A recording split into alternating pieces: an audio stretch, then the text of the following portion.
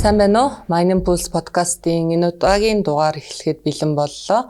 Өнөөдрийн дугаараар бид бүхэн газрын төсний талаар төрөөс баримтлах бодлого, за түүний хэрэгжилт болон өнөөгийн нөхцөл байдлын талаар, за мөн ирээдүйн боломжуудын талаар ирсэн зочдтойгоо ярилцах болно.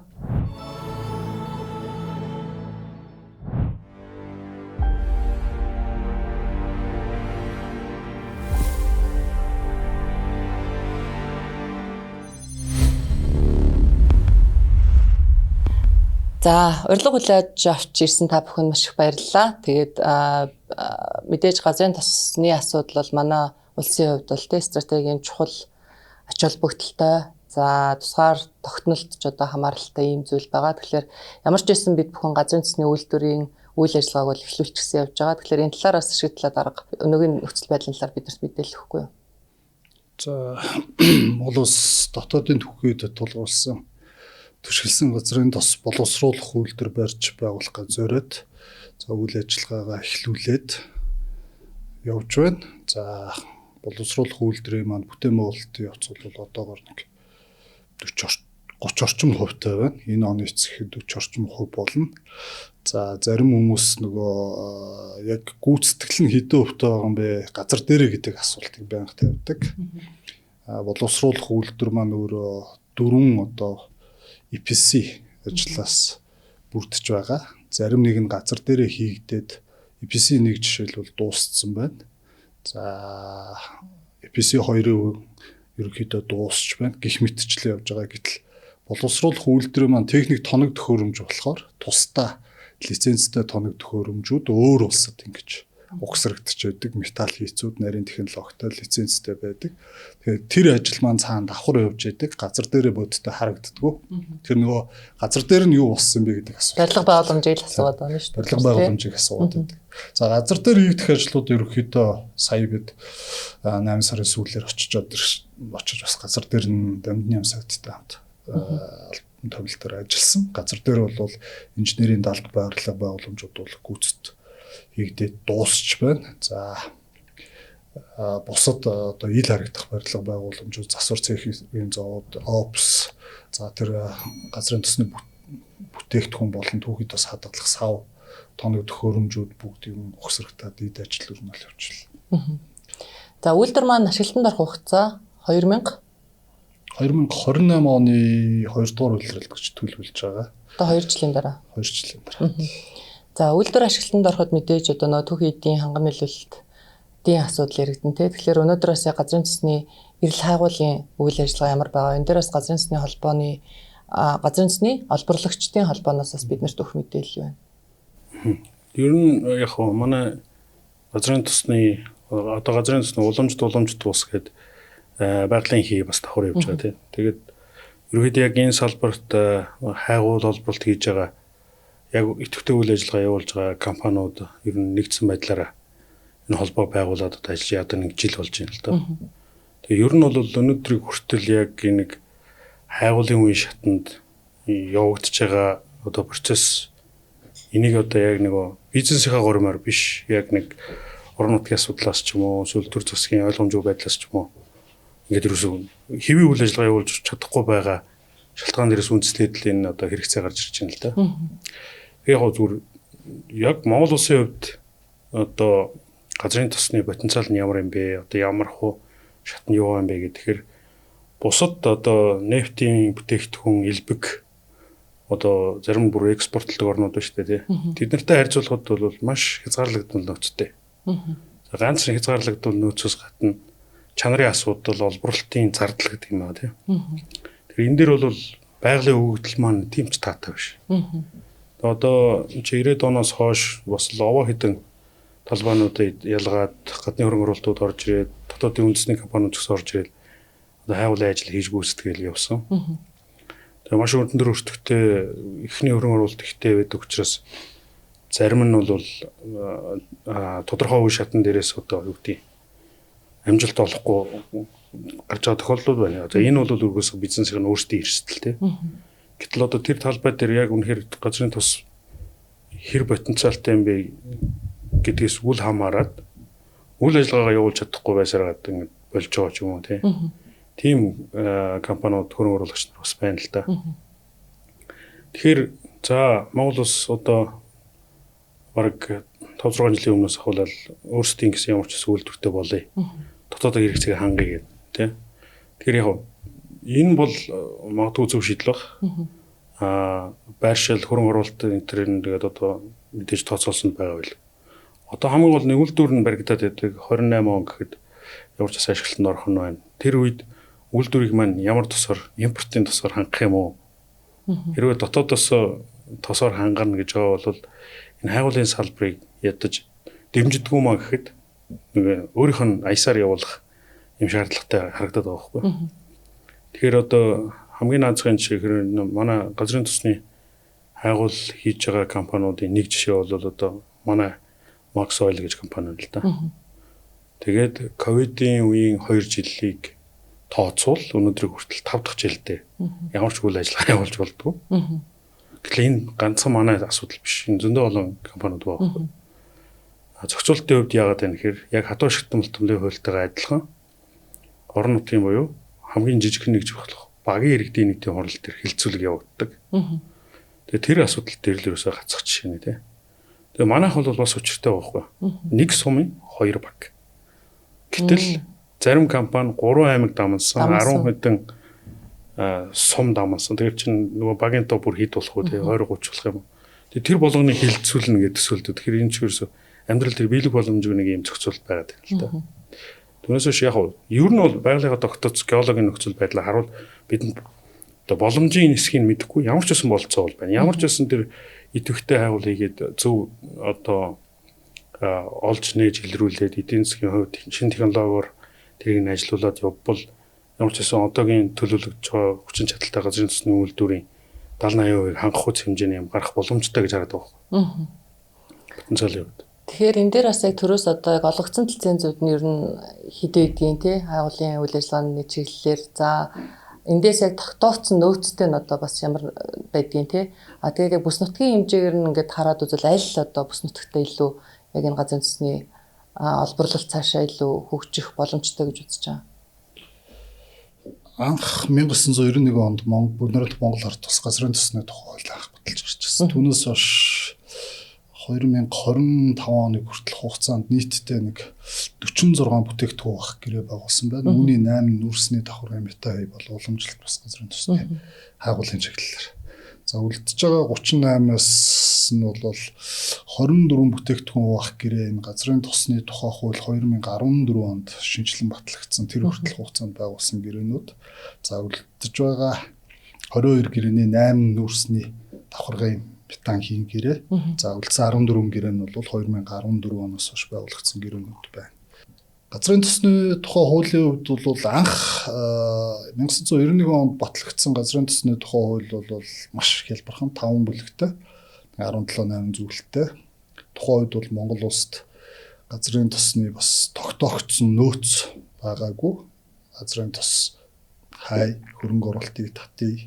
Газрын тос байж болох юм байна. Хилийн цаана олборлолтууд явагдаж байна гэдэг хөрөнгө оруулалтыг татах зорилгоор маш энгийн хууль болсон. Тэрнийхээ үр дүнд бол бас 14 оны хүртэл нэлээдгүй хэмжээний бүтээгдэхүүн авах гэрээнүүд байгуулагдсан маш их хэмжээний хөрөнгө оруулалтууд оруулсан. За анхны газрын тосны ашиглалтын талбаанууд нөөцийг бид хүлээж авсан. За 2010-12 онд авсан 3 талбай нөөцөр бол Монгол улс баталгаат нөөц бол 330 сая тонн. Үүнээс ашиглалтын баталгаат нөөц бол 43 орчим сая тонн. За 2012 онд хамгийн сүүлийн Петрочайнад ачин дамсаг компани 19-21 дүр талбаануудын нөөцийг оруулаад. За хамгийн сүүлд 2023 онд ашиглалтанд 24 онд ашиглалтанд шилжсэн орд бол Петромат компани Матодор талбай дээр ашиглалтанд шилжсэн орд байна. Ингээд нийтдээ 4 орд олборлолтын үйл ажиллагаа явуулж байна. Тэгээд нөөцийн хувьд бол бас үйлдвэрийг тодорхой хэмжээнд хангах хүч ашиглалтын баталгаат нөөц байгаа. Гэхдээ газрын тос өөрөө маш их онцлогтой. Түрүүн бас хэллээ. Манай Монгол улсын геологийн тогтцоос шалтгаалаад одоо Арабын орнос ч хүссэн газраа өрн зоогоо тосоо олборлож бид нар чаддаггүй. Арабууд бол ер нь тойм судалгаа хийгээд өрн тавих тодорхой хэмжээний цоноос тус гардаг. Тэрнээс ихүү багуу өдөрт 1000 барайл үгүй юу гэж ярьдаг. Гэтэл Монгол улс хамгийн боломжтой одоо Петрожайныг олборлж байгаа цоонуудаас хамгийн одоо ихээр олборлж байгаа нэг 120-30 барайл ч гэдэг юм одоо өдөрт. Тэгэхээр энэ хоёрын хооронд ашигтуулын коэффициент ч гэдэг юм те. Тэр ашигтай байдал нь Монголын бол маш бага. Мөн дээр нь тэр геологийн тогтцоос хамаарат Монголд газрын тосыг орд илрүүлэхэд нэлээд төвөгтэй. Өнөөдөр энэ ширээг бид ингээ хахад араад ч гэдэг юм уу тэр бусад баялаг ихтэй орсод төрсэн газраа өрөмтөр тус гараад ирнэ. Монгол улсад өрөмтгөр за энэ хотгорт агуулгач чулуулган байна, тос байх боломжтойгоо судалгаа яагаад өрөмтдөг. Гэтэл яг энэ 3 хаягтай цай шиг энд өрөмтгөр тус гараад ирдэг. 50 метрийн цаана өрөмтгөр тус байдаг. Тэр энэ хөрөнгө оруулалт судалгааны ажилд маш их зардал шаардлагатай. За хайгуулын явцад бол орон нутаг төрийн бас байгууллагууд маш олон бэрхшээлүүд байна. За Макс компанийн хувьд бол бас нэлээд боломжтой газрын тосны хайгуулгын бүтээгдэхүүн бах гэрээтэй. Яг Домнод Монголын дархан газрын урталт жишээлбэл жилдээ 1 сая орчим хооныг олборлж байгаа урт газар байдаг. Залгаа талбай нь Монгол улсад байгаа. Тэн дээр Макс компани бол хайгууллын бүтээгдэхүүн бах гэрээтэй байдаг. За хагуулын ферсаар ирсэн нөгөө орон нутгийн багны иргэдийн хуралцдаг. Нэгдүгээрт, хоёрдугаарт Макс компани маань нийс анжаар 2018 онд байна. Өрмөө 50-нд хайгуулын өрмөө хийх гэжэл манай хамаад хөлийн зурвас дээр одоо ингээд өрөм хийлээ Монгол улсын хилд халтшгүй дархан байх ёстой гэдэг ингээд төрийн бас байгууллагын маань хүчиж гараа алдлаад янз бүр болоод үйл ажиллагааг зогсоогоод ингээд маш харамсалтай юмсан. Гэтэл газрын тос мөн өөрөө газрын хөвлөд байгаа шингэн бүтээгдэхүүн. Яг хөлийн цаана ингээд 100-200 метрийн цаана хүмүүс олборлоод үр ашиг хүртээд байдаг. Гэтэл хөлийн наан болохоор бид нар халтшгүй дархан Монгол улс тий агуул хийж боддгоо баялгаа авч болдгоо. Гэтэл газрын тосны технологи маань хөндлөө өрөм гэдэг 3-4 мянган метр өрөмдөд тос авчиж болно. Газрын тосны тухай хуулийн дээр байгаа. Хэрвээ хил доноос орд газар байгааг бид нар тогтоож чадвал тэр ордыг хамтран ашиглах төлөвлөгөө ашиглах хэрэгтэй байдаг. Гэтэл бид нар хайгуулаа гэдэг энэ ордын чинь үргэлжлэл Монгол улсад байна гэдгийг юм тодорхойлж чадахгүй болохоор нөгөө цаана гоё ятдууд маань үр ашигт хүртээд ингээл болоод байдаг. Бид нар энд гаднаас худалдаж аваад байдаг тийм үү? Монголын тос тийшээгээ урсаад байгаа юм уу? Энд ордын үргэлжлэл байгаа юм уу мэдэж чадахгүй. Одоо сая 40 сая гаруй тонн гэж ашиглалтын нөлцөн тий. Ер нь ашиглалтын шилжтнээс хойш нэг 12 сая орчим тонныг бид нэр сүүлийн 13-4 жилийн хугацаанд экспортод гаргасан. Тэгээд манай үйлдвэрийн одоо жилийн хэрэгцээ хэд вэ? Шаардлагатай зэнс нэмжээ. Үйлдвэрийн боловсруулах хүчин чадал бол 1.5 сая тонн. За өнөөдөр яг 2023-24 онд олборлолт бол нэг 500 орчим мянган тонн газрын тос олборлож экспортлж байна. За батлагдсан нөөц бол байгаад байдаг. Гэтэл бидний олборлолтын хэмжээ маань буураад байдаг. Энэ хэд хэд хүчнээс болж байна. За үндсэн гол хүчин зүйл бол одоо энэ ашиглалтын үйл ажиллагаа явуулж байгаа компаниудын одоо байгуулсан бүтээгдэхүүн бах гэрээ маань хамгийн анхных нь 93 онд, дараагийнх нь 95, 97 онд байгуулагдсан. Гэтэл тэрнээс хойш Монгол улсын хууль тогтоомж маш их хэмжээгээр өөрчлөгдсөн. Бүтээгдэхүүн бах гэрээ гэдэг маань хөрөнгө асар их газрын тосны агуулгын асар их хөрөнгө оруулалт шаарддаг учраас хөрөнгө оруулалтын эрсдлээ хөрөнгө оруулагч өөрөө дагаад хэрвээ тос олборлол оруулсан хөрөнгө оруулалтаа өртөг нөхөд тос гэж аваад үйлчлэлийн ашигт тос гэд Монгол Нийслэлийн засгийн газар тодорхой өгнөгөөд өөрөө бас ашиг төртдөг. Гэтэл энэ зохицуулалт маань нөгөө шимэн Монгол улсын хууль тогтоомж өөрчлөлтөнд холбоотойгоор байхгүй болоод за тухайлбал гэрэн дээр одоо нөөц ашигласны төлбөр энэ Монгол улс ашиг тосонд ингээд ашиг тосонд орсон байгаа гэдэг заалт байхгүй болоо. Заавал одоо нийт олборсон тосноос нөөц ашигласны төлбөр төлөх ёстой ч гэдэг. Хуулийн шилжилттэй холбоотой байгаадаас маш их гарч ирсэн. За үүнтэй холбоотой гол одоо олборлолтын үйл ажиллагаа болж байгаа хоёр Буднаар хятадаар тулсмын хөрөнгө оруулалттай хоёр компани маань олборлолтын үйл ажиллагаа нэмэлт хөрөнгө оруулалт хийх болж байна. Яг тэгвэл бидний үйл ажиллагаа явуулахад ингээд анхны татвар ингээд анх байгуулсан одоо баруун зүүн гараараа баяр өөртөөгөр байгуулсан гэрээ маань хүчингү болоод хууль тогтоомж өөрчлөгдөд биднээс ингээд нэмээд бахан татвар ингээд бахан нэгч байна. Гэтэл бид нар байгуулсан бүтээгдэхүүн авах гэрэндээ тааруулаад олборлтын төлөвлөгөө үр ашигаа тооцоод ингээд орж ирсэн хүмүүс гэтэл ингээд нэмээд татвар юм дэгж харж бид цааш үйл ажиллагаагаа явуулах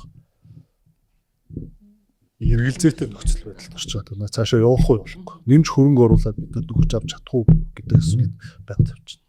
За бус талаар одоо хайгуулын үйл ажиллагаан дээр 14 оноос бид нар хойш нэг 16 бүтээгдэхүүн авах гэрээ байгуулсан байна. Одоо Max Oil компани жишээн дээр бол тэгэхэд ингээд үйл ажиллагаа 5-6 жил зогссон. Гэх мэтчлэн нөгөө төр засгийн түвшинд газрын тус боловсруулах үйлдвэр байгуулна, нөөцөө өсгөн, хайгуул судалгааны ажлыг эрчимжүүлнэ гэл ингээл бүх бодлогын баримт бичиг дээр ордог, хууль тогтоомж дээр ордог, засгийн газрын тогтоол гардаг, их хурлын тогтоол гардаг, хэмжээ явдаг. Гэтэл нөгөө Монгол улсын хууль тогтоомжийн одоо нэг давхар хэлбэл гэх юм уу те тэрнээс болоод газар дээр орчиж хэрэгждэггүй. Багийн иргэдийн урал уралтад нэг 2-3 хүн л ингээд адгүй юу ч юм үзүүлдэг шүү дээ. 3 жил эсрэг үүсгэтэл энэ компани тэр бүтэн жилийн төлөөсөө ажил байхгүй болдог. Тэгэхээр нэг хөрөнгө оруулагчид маш их эрсдлийг үржил явж байгаа шүү дээ. Тэгэхээр яг нөгөө үр дагавар нь юу вэ гэхлээр манай маш их одоо валютын урсгал те энэ газрын засгийг төш бензин импортлоход зарцуулагдаж байдаг. Эргээд энэ маань ч бас доктортой биш одоо энэ олборлох салбарын үйл ажиллагаа чинь бас энэтэй ингээл уягдаал эрсдэл нь бий болоо явж байгаа. Оргил үедээ сая баг үржсэн юм л шүү дээ. Сая тонн. Сая 100 мянган тонныг олж байна. Тэгэхээр чинь тэр хэмжээгээр одоо Монгол улсаас 1 литр тос гарах тутамд Монгол улс дугуй мөнгө орж ирээд байгаа байхгүй. Тэгээ тэр орлогыг ингээд улам багасгаад байна гэдэг ер нь бол энэ эсэргүүцэгч байгууллагууд ер нь ойлгодог. Тэгэхээр харин одоо яг энэ эх оронч үйлдэл мөн үү те одоо би зөвхөн эх оронч гэж нэрлээл ингээл нөгөө хийж байгаа үйлдэл нь харахаар үр дагавар нь айгу эх оронч биш л байгаад байдаг шүү дээ те. Тэгэхээр бид нар саяны хэлдгээр ориглон сая гаруй олборлж ирсэнгүй л одоо бид нар сая 500 хэрэгтэй шүү дээ 3 жилийн дотор гэхдээ чинь нэг компани байсан шүү дээ те. Тэгэхээр хэрвээ одоо ийм хэмжээний ядаж нэг 3 компани гараад ирэх юм бол доктортой үйлдвэрлэж анхаарал. Түрүүний ганц юм асууд тэр эрт үед хийгдсэн бүтээгдэхүүн авах гэрээнүүдэд татварын докторжуулалтын гэрээ дагж ирсэн мэт. Харин тийм би бас тэрийг асуух гээд хөрөнгө оруулалтын гэрээ гэж докторжуулалтын гэрээ хийж гадаадын хөрөнгө оруулалтын хуультайгаа хамт явж ирсэн байх гэж байна. Гадаадын хөрөнгө оруулалт сүүлд хөтлөгцөл. Тэрэндээ ордгүй юм байна тий. Тэгээд маргаан тэнд л яваад байгаа юм шүү дээ тий. Зөвшөөрөхгүй. Тийм ээ. Хууль талаас нь тайлбарлавал бас нэлээд л асуудалтай л байна. Докторжуулалтын гэрээ байсан юм уу байгаагүй юм уу гэдэг тий. Шинэ хатуу шигтмалтбал дээр юу байгаа шүү дээ. Хуучин бол докторжуулалтын гэрээтэй хамт явж ирсэн. Хөрөнгө оруулалтын гэрээ. Одоо болохоор хөрөнгө оруулалтын докторжуулалтын гэрчлэгээ гэдэг юм авчвал энэ нь хэдэн жилээр одоо жишээлх юм бол 10-15 жилээр одоогийн мөрдөж байгаа татвараа дагнаа л гэсэн. Дараагийн хуулийн шинжилэлээр орж ирж байгаа татварыг мөрдөхгүй шүү гэдэг тийм зохицуулт байгаа гэж би ойлгоод байгаа шүү дээ. Тэнгүүд одоо Петрочайнагийн хувьд бол манайтай маргаад байгаа шалтгаан нь энэ бүтээгдэхүүн авах гэрээ чинь өөрөөтөө одоо энэ татварын зохицуулт хэвээр мөрдөгдөн гэдэг ойлголттой юм байна гэж би ойлгосон. Яг хөө докторжуулалтын гэрээ байгуулах боломж ер нь хөрөнгө оруулалтыг докторжуулах тухай хуультай холбоотой байгуулах боломж байсан юм байна. Гэхдээ нэг онцлог нь нөгөө Петрочайна компани, Доншин компани өөрөө бүдэрт хятад ард улсын төрийн өмчт компани. Нэгдүгээрт, хоёрдугаарт нэг талаас гэрээний нэгдэл нь Монгол улсын засгийн газрыг төлөөлөд тухайн үеийн газрын тус бүс гэдэг юм те байгуулсан. Засгийн газрын төлөөлөл гэж байгуулсан. Тэр утгаар нь энэ бол хоёр улсын одоо компаниуд гэдэг биш, компаниуд хооронд байгуулсан гэрээ биш, хоёр улсын засгийн газар хоорондоо байгуулсан гэрээ гэж хэлж болно. Өөрөөр хэлбэл өөрсдийн тайлбараар олон улсын гэрээ гэж үзэж болохоор. Нэгдүгээрт. Хоёрдугаарт бас нэг юм ярьдаг нь иргэний хуулийг ярьдаг тэр. Иргэний хуулийн 52 дугаар залт дээр хоёр одоо гэрээ байгуулсан бол гэрээ байгуулснаас хойш хууль гарч ирээд үйлчлэл нөгөө нөхцөлийг дордуулсан тохиолдолд хуулийн биш гэрээгээ дагаж явна гэдэг. Тэр залтыг бас их ярьд юм бэл. Тэгэхээр яг ингээл зур асуудал болохгүй л байна л да тий. Одоо яг энэ үйл ажиллагаа болох нь хязгаарлагдмал байна. За бид нар үйлдвэрээ барьлаа гэхэд одоо 23 онд 28 онд гэж чинь 3 жилийн дараа үйлдвэр ашиглалтанд орно. А энэ хугацаанд бид нар одоо хайгуулаа хийгээд олборлолтоо эхлүүлэхэд бол амжихгүй хугацаа шүү дээ. Тэгэхээр яг энэ үйлдвэрээ бид нар оруулцдаг.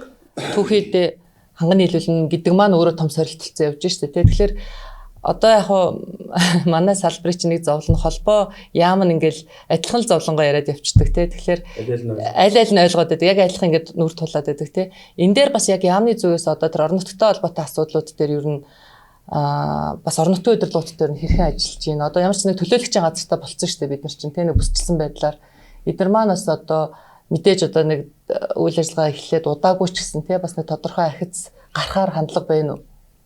За харьцангуй нөгөө газрын тос боловсруулах үйлдвэр баригдаж байгаатай холбоотой харьцангуй бас иргэдийн нөгөө газрын тосны хайгуулт хандж байгаа хандлага бол өөр болж байна. Гэхдээ нөгөө зохион байгуулалттайгаар гэдэг юм уу тийм нөгөө хүмүүсийг буруу мэдээлэлээр хангадаг, төрхөрдөг, зохион байгуулалтанд оруулдаг. За нэг тийм хэсэг бүлэг хүмүүс байна.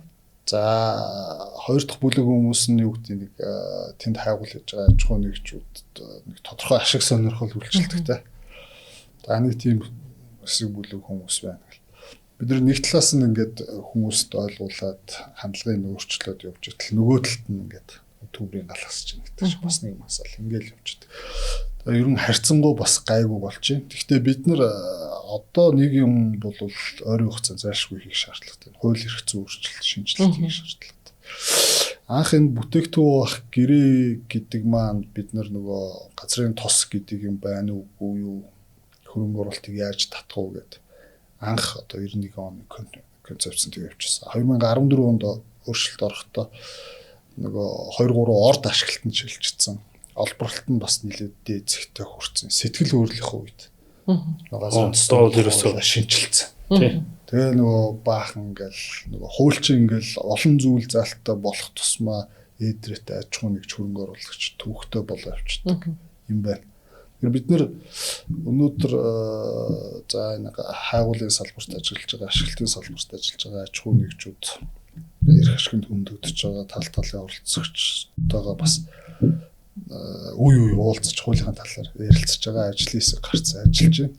Одоо бидэнд юу бодож байна гэвэл заавал ер нь бүтээгдэхүүн авах гэрээ гэдэг. Ингээд хустаа мó. Энгийн хүн сонсгоор нэг тийм нууцлагтай. Тэгээ Монгол улсад татвар хэдийг төлөлт ингээд шууд асуудаг. Гэтэл хатуу ашигт болтмол маш энгийн байх болчиход байгаа. Тодорхой тий. Тодорхой. Тэдээ үгээд татвар. Тий. Нөөц ашигласны төлбөр тэгэл боллоо. За стратеги ордол хувь эзэмшилгээ яригдах.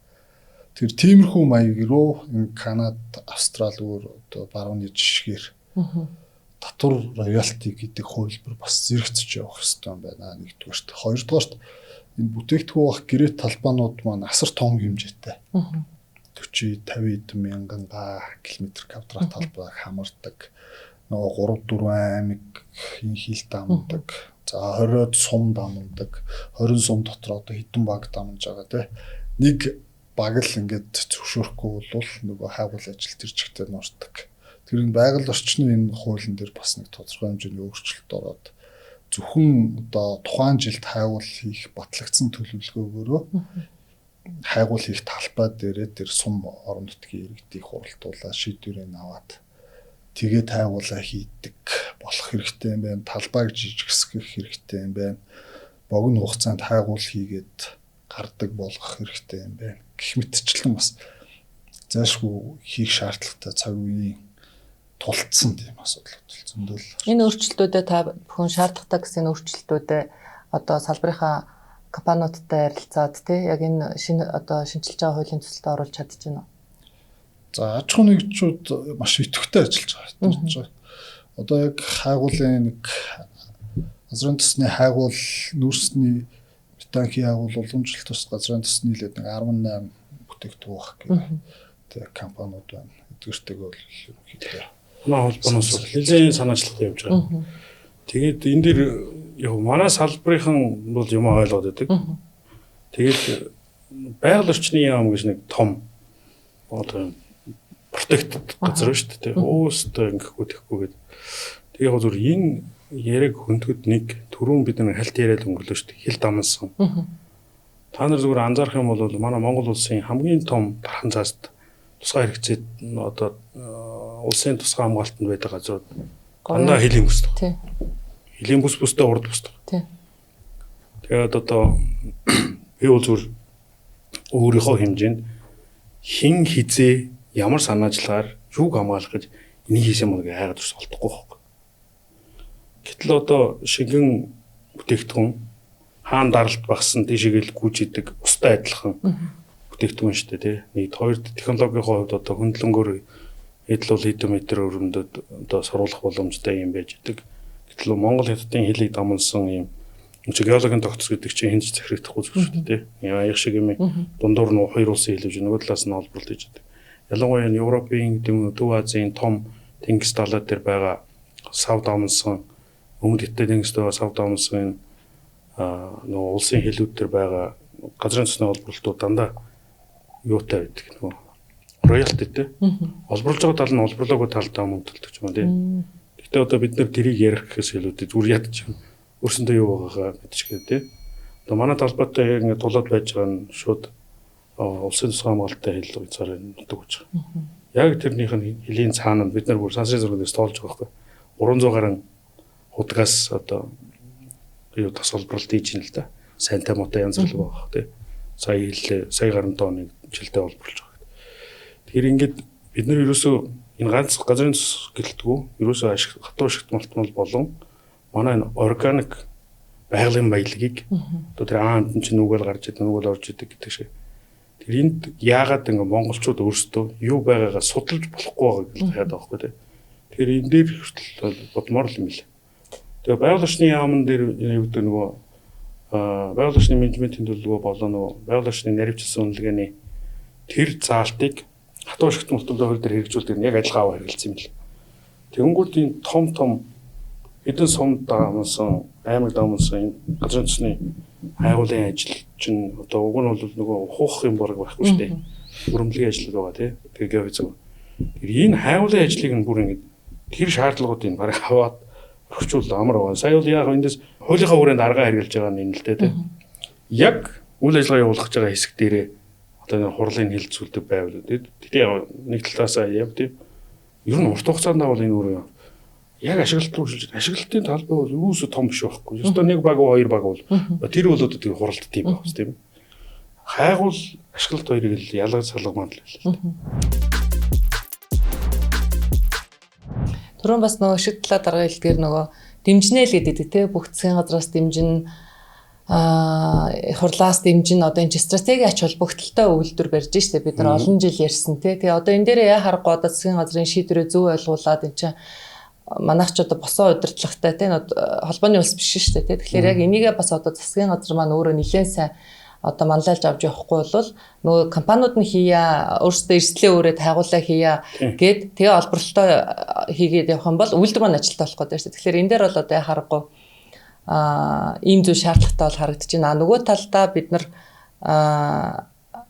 яам хоорондын нөө төрийн уялдаа холбоогүй байдлын дээр маш ажиглагдаж байгаа. Тэгээ олон улсад бол одоо нөгөө хөрөнгө оруулалт татж байгаа улсууд чинь бүр нөгөө хөрөнгө оруулалтын гайдлайн дээр бичсэн байт юм байлээ шүү дээ. За ийм одоо энэ дээр хөрөнгө оруулалт хийвэл байгаль орчны яам нь ингэж дэмжинэ тий бодлогоор эрчим хүчний яам нь ингэ дид бүтсэн ингэ гэдэг. Энд чинь нөгөө уялдаа холбоотой байж иж эргээд нөгөө хөрөнгө оруулагчид чинь эрслээ тоцож байгаа байхгүй. Тэгэхгүй нөгөө манайх чинь ингэ зарим яам бүр ингэ дүлий байгаад шүү дээ тий нөгөө яа харахгүй манай салбартаа уялдж байгаа нөгөө эрчим хүч гээл тий тэгээ байгаль орчин болохоор ингэ олон улсын конвенцэд нэгдсэн гэдэг нэг үгтэй. Нөгөө талдаа бас яг энэ байгаль хамгаалах гэдэг асуудлыг ерөөсө хашаал эсвэл тусгай хамгаалтанд аваад хамгаална гэж ойлгоод байдаг тийм. Энд чинь мэдээж тодорхой хэмжээний үйл ажиллагаа хаач явна. Энийг эрсдлийг урьдчилж харах, сэргийлэх, бууруулах, багасгах гэдэг дээр жинхэнэ нөгөө байгаль хамгаалагч нар ажиллах хэрэгтэй байдаг. Тийм нөгөө Эрдэнэ цэцлийн нэг ярилцлаган дээр байсан мэт дээ. Монгол улсын 80% тусгай хамгаалалт гэлөө. Тийм л одоо нөгөө улсынхээ чинь бол 2030 он гэхэд 30% төрнө гэж байгаа. Тэр чинь байгаль орчны яамны зорилго болсон дүр тэр тэгэнгүүт орон нутгийнх нь ингэж авсараад одоо 70 гаруй хувь нь улсын тусгай хамгаалалттай газар нутаг. Тэгээд ойн сан бүхий газар чинь 10 гаруй хувь. Тэнгүүд нэг үлдэж байгаа 20 гаруй хувь нь л одоо бид нар нөгөө үйл ажиллагаа болох боломжтой байгаа байхгүй.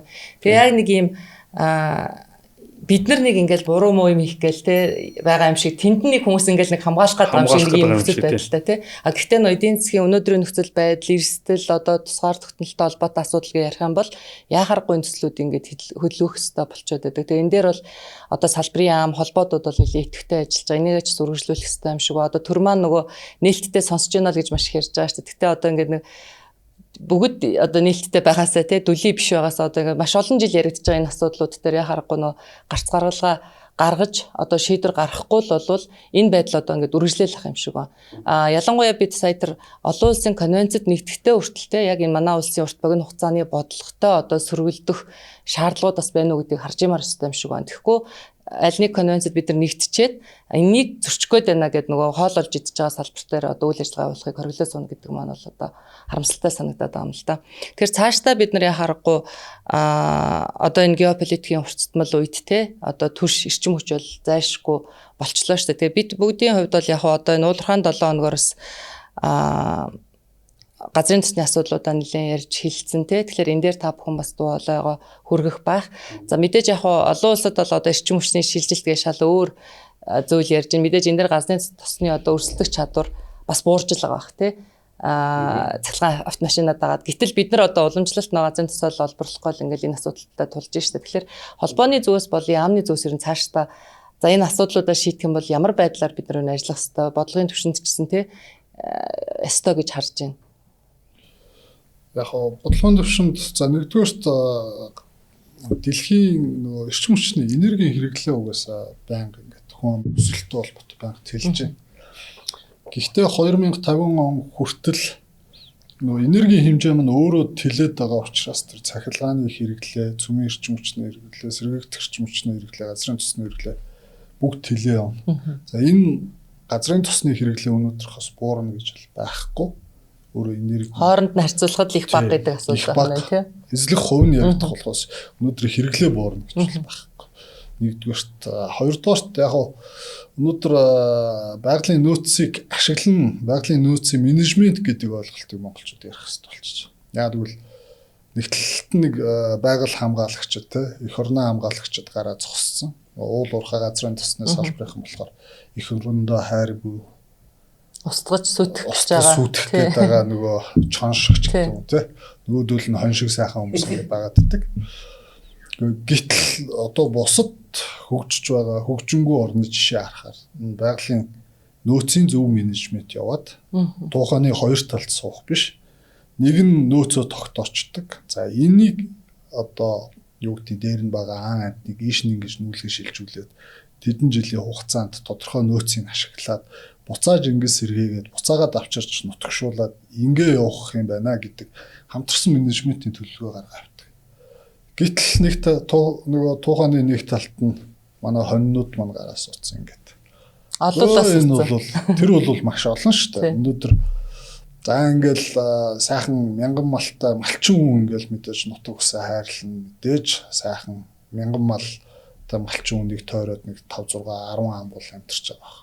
Гэтэл тэр нутгаас юм уу байгалийн баялаг гарч ирүүл энэ Улаанбаатарт байгаа сайн 800 хүн ч юм уу те.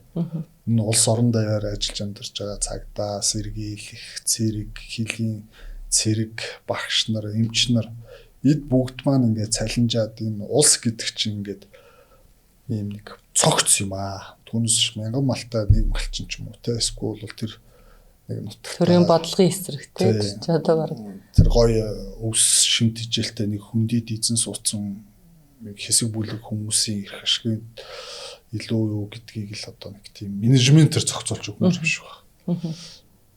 Одоо бас энэ дээр яг нөгөө олон улсад чинь хариуцлагатай хайвал биш олборлолтын кодекс гэдэг одоо стандартууд олон янз байдаг байсан шүү дээ. Одоо бас хайвлын кодекс гэдэг ойлголт гараад бас баггүй хугацаа өнгөрч байна те. Бид нар ч гэсэн одоо өнгөрсөн жил PDAC нөгөө бидний мэдхтэй Канадын ассоциацийн гаргасан кодексүүдийг бас оруулж ирээд одоо хайвлын одоо холбоодуудтай үндэсний геологи албатай хамтраад энийг одоо яг Монголд нь нэвтрүүлэх, нутагшуулах дээр ажиллаж байна. Энэ дээр одоо бид нараас яаж ажиллах хэвээр бэ? Яг энэ одоо менежментийг л зохицуулах те тэр харилцааны хэм хэмжээг л зохицуулах кодекс шүү дээ.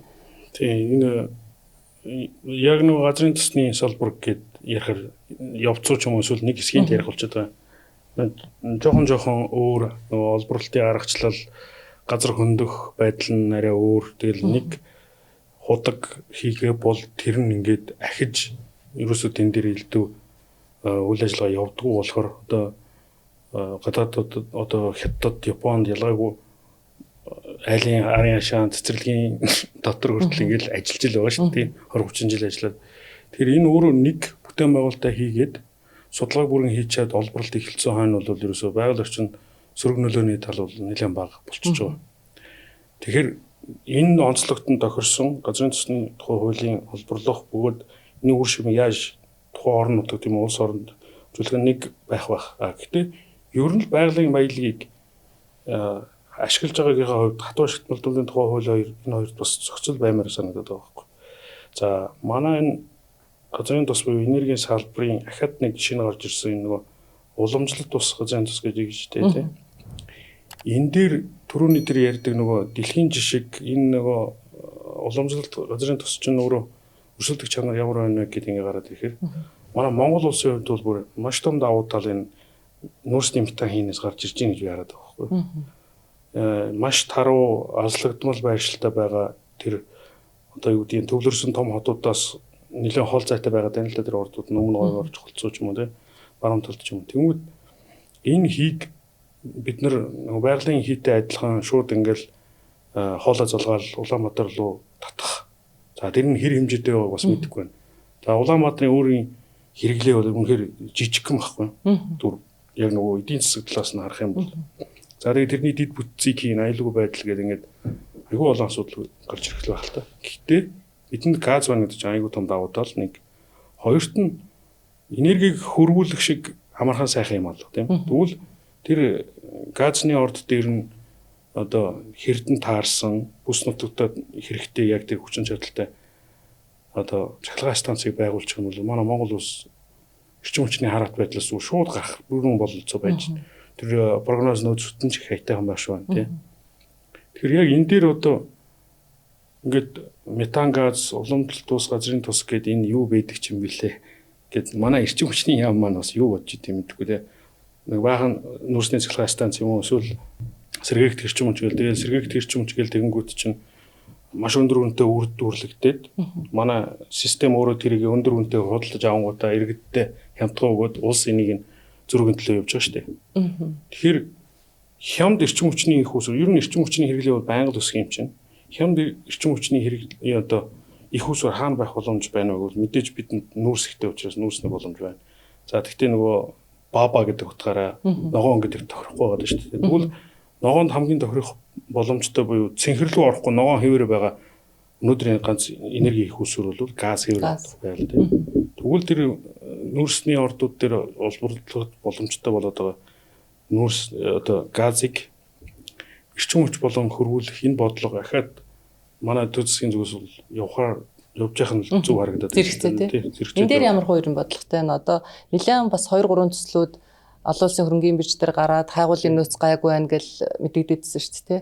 Тэдбэгээрийн маань үйл ажиллагааны нөхцөл байдал ямар вэ? Цаашдаа энэ дээр бас яг манайх ямар бодлого гарахаар байна? Яг нүүрсний давхаргын метан хий өөрөө бас газрын төстэй адилхан. Хөрөнгө оруулалтын зардал өндөртэй. За эргээд худалдан борлуулагдах үнэ нь бас нэлээд хямдхан.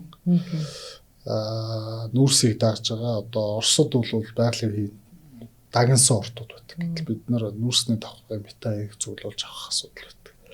За Хятадд яаж шийдэж байна вэ гэвэл нүүрсний давхаргын метахи өөрөө хүлэмжийн хийгээл оруулдаг. Дэлхийн дулаар л тодорхой асар ер нь бол нэлээд асар том нөлөө үзүүлдэг гэдэг утгаар нь Хятадууд эхлээд хий дараа нүүрс гэдэг төрлийн бодлого гаргацсан. Эхлээд метаыг заавал олборлох ёстой. Тааван санжаа бол 90-д онд бол Хятадд байсгээл нэг далд урхаа нурлаа хүмүүсийн дэлбэрлээ гэж асуудал болдог байсан.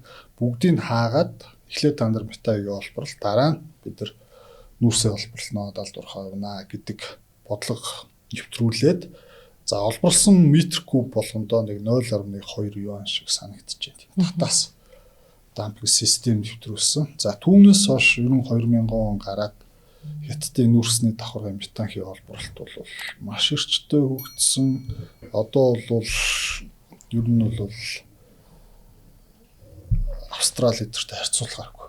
Техник технологийн хувьд сайжирсан, техник технологийн тэр өртөг хямдарсан одоо нүрсний давхаргын метанхи олборлогчдтой уулзахад бол манайх бол дэлхийн хэрэгжилж байгаа техник технологиос тэд дахин хямдхан, дээрээс нь та нар маш азтай байна. Ийм технологиг шууд авчиад Монголдо ингээд хэрэглэх боломж байна. Бидний анх энийг нэвтрүүлж яхад 2010 он хүртэлх хугацаанд бол асар өндөр үнээр эднийг ингэж үйлдвэрлэж өртөг өндөртэй байдаг байсан гэдэг. За нэг тийм боломж бол биднэрт асар том байна. Хоёрт бол Монгол улс бол нөгөө нүүрснийхээ нөөцөр одоо дэлхийд одоо нөгөө асар том тоо ярьдаг улс. Тэгэхээр бидэнд бол бас боломж нь байна. Байгаль геологийн тогтоц талаас нь. За хэд хэдэн нүүрсний давхаргын метанхи хайгуулын төслүүд амжилттай хэрэгжиж байна. За тэлмийн ресурс, за эрдэнэс метан газ гэх мэтчлэн. Гэхдээ одоохондоо бол яг тодорхой нөөц бол тогтоосон юм байна. Хийвэл байна. Байгаагаа тогтооцсон юм тий. Тий, байгаагаа тогтооцсон. Тэрнээр тодорхой хэмжээний нөгөө нэмэлт ажлууд хийгдэн, хийн нөгөө ялгаралтанд тогтворж байгаа гэдэг ингээд шатараалсан юмуд байх хэвээр. Гэхдээ хоёр компани бол нөөц оруулах гээд бас нөөцийн тайлан боловсруулах явж байгаа. Энэ тайлан батлагдсны дараа бид нар бас дараагийн алхам төрийн бодлого зөвлөлтөө тодорхойлох хэрэгтэй гэдэг шийтгэн. Магадгүй нөгөө хий олборлсноос илүү нүүрсэн ашигтай гэдэг.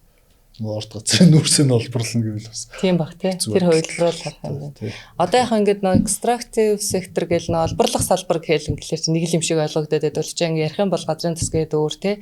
Газ, метан хийгээл дахиад өөр ойлголтууд биш та олборлох салбартаа бас нөгөө одоо үнцэн ашигт малталтаагаараа өөр хувилбаруудаар ингээд үйл ажиллагаанууд нь явж идэг. За тэгэхээр энэ дээр зүгээр зарим юм бол тойроос шинэ мэдээллүүдийг маш их авч байна. Ерөнхийдөө бид нар мэдээлэл авахаас биш нарийн сайн мэдэхгүй шүү дээ.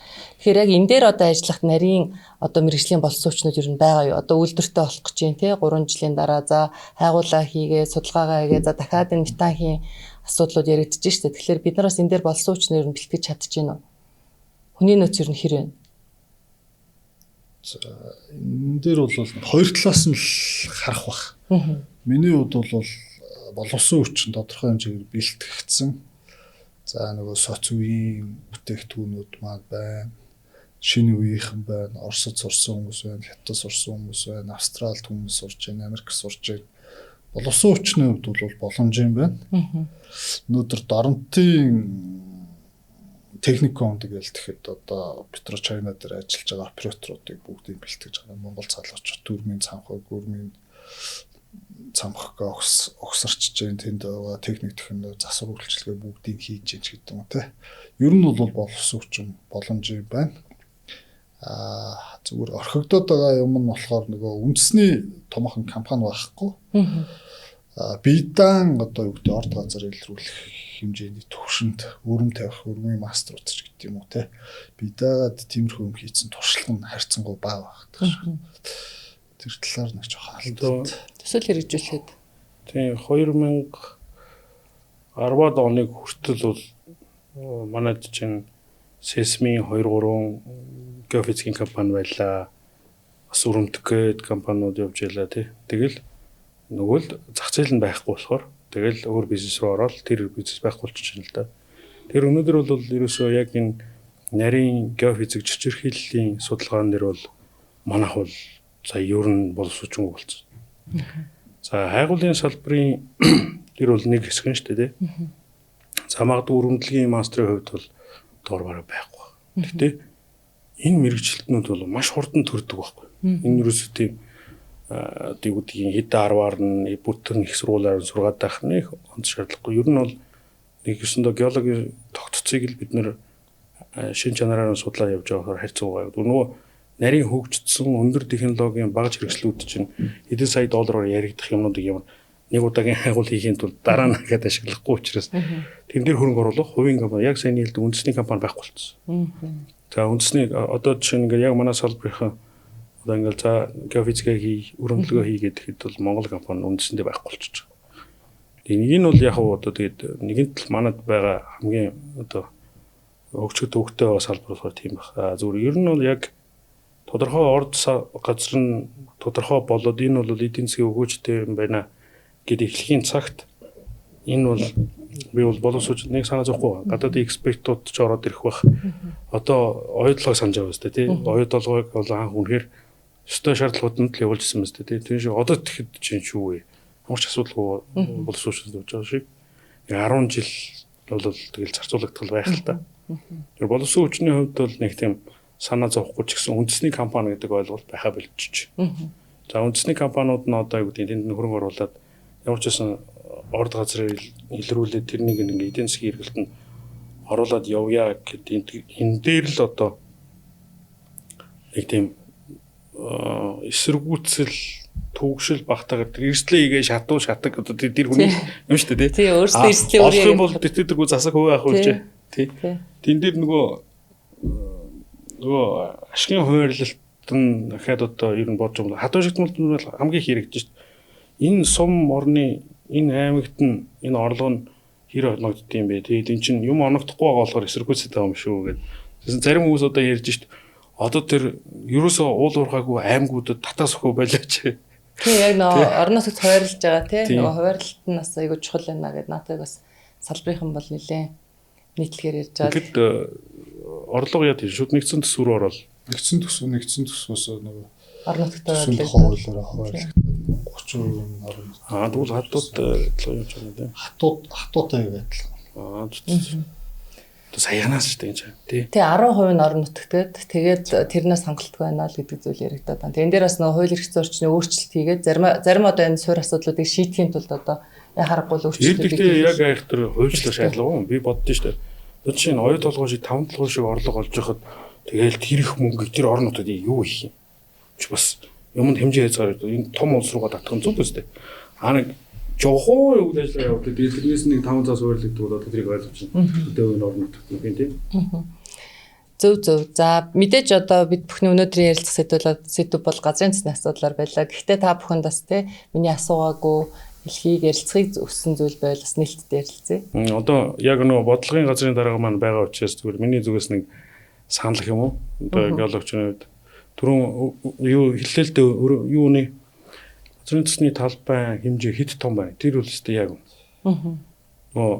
Талбай хэмжээ томрох тусам тэн дээр хүлээж байгаа хөрөнгө оруулагчийн хариуцлага нэмэгдчихэж байгаа. Бүгдэнд нь одоо хайгуул хийсэн байх ёстой тийм. Гэвч чинь байгаль улсын хойны чинь айгүй том талбай нь ямар ч ирээдүйгүй байж л байгаа байхгүй.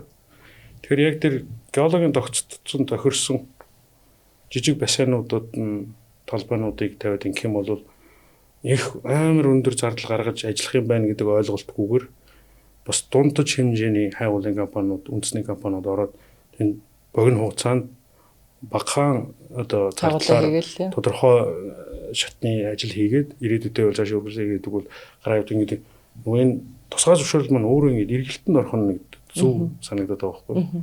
Магадгүй одоо улсаас энэ талбай дээр тендер зарлж ийна биш санал авдаг гэж болно байхгүй.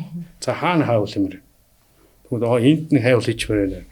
Тэгвэл ийм санал ирсэн байна. Та нар энэ дээр нээлттэй тендерээр зарлаад ингэ явдаг ч юм уу. Арай хэлбэршүүлсэн байдлаар явд.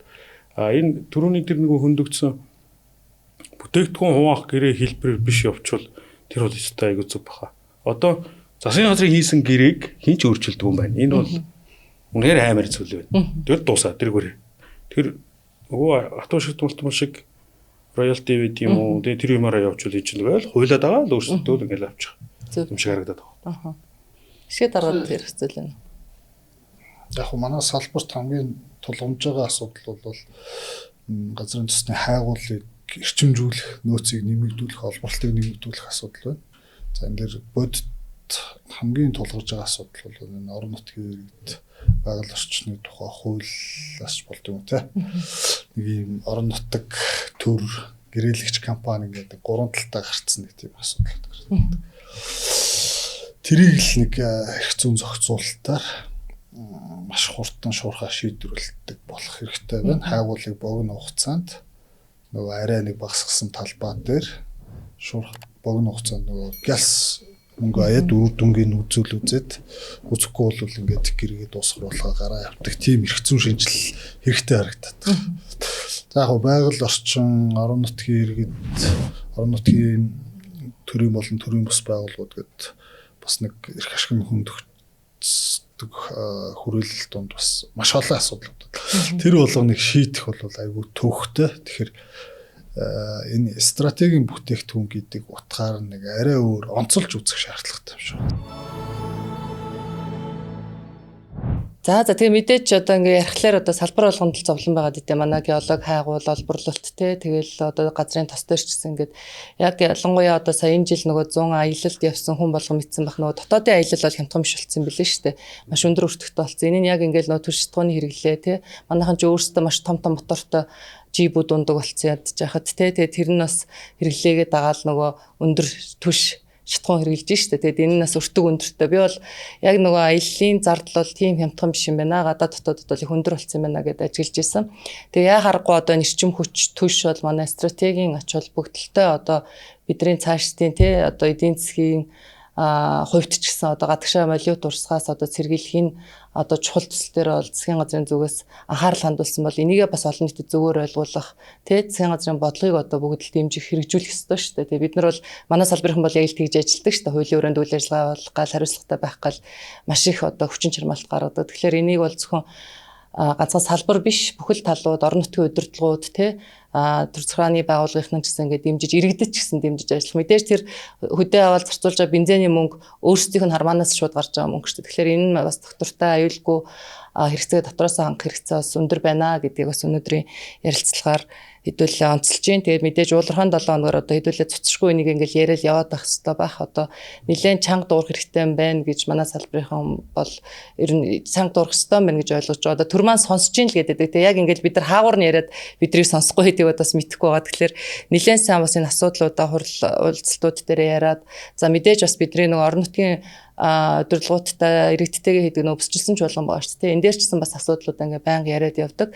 Тэгэхээр одоо талдаа бид нар хичээгээд байдаг. Энд дээр бас төр маань яг нэгдмэл ийм бодлоготой тий тэр бодлоготой нэлээд тууштай тэр бодлого нь нэлээд доктортой байх хэрэгцээ бол улам бүр нэмэгдсэн байна. Тэгээд өнөөдрийн нэвтрүүлэгт маань хүрэлцэж ирж бидэнтэй ярилцсан та бүхэнд маш их баярлалаа. Тэгээд уулархан 7 хоногоороо хэдүүл утгагүй уулзцгаая.